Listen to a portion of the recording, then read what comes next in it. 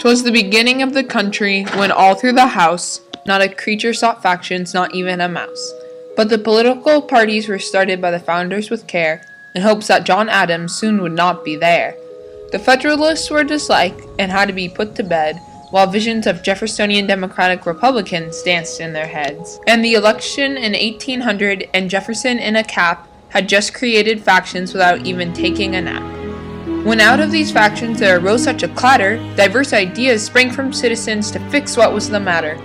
Away from uniformity, citizens flew like a flash, tore open their differences and threw up their political party sash.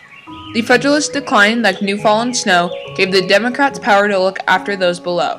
When what to my wondering eyes should appear, but the Whig Party, as fast as reindeer. With Andrew Jackson so lively and quick, I knew he would be as popular as Saint Nick.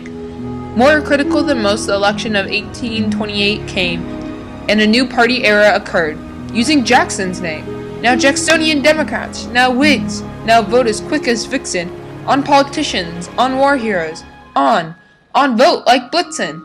To the year 1860, to the beginning of the Civil War, now dash away, dash away, dash away all. As a party realignment occurred in a fly, when they meet the obstacle of slavery, Republicans voted Lincoln, looking to the sky. So up to the election of 1896 they flew, with usually the Congress and the presidency too. And then in a twinkling, the progressive era was the highlight of the roof. The Republicans passing progressive legislation despite each little donkey hoof. As the Great Depression drew in 1928 and the economy wasn't turning around, down from heaven Franklin Roosevelt came with a bound. He fully believed in his New Deal from his head to his foot and wasn't going to let it be tarnished with ashes and soot.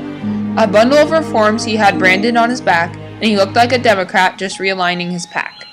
His people, how they twinkled. His New Deal coalition, Hail Mary.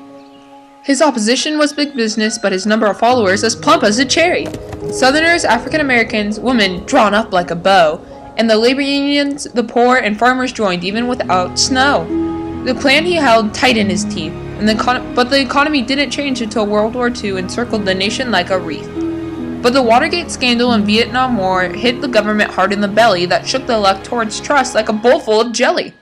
Nixon was impeached, resigned, and seen as an old elf, and people laughed when they saw him, in spite of themselves. An era of divided government came to a head. Soon policy gridlock ensued, which was something to dread.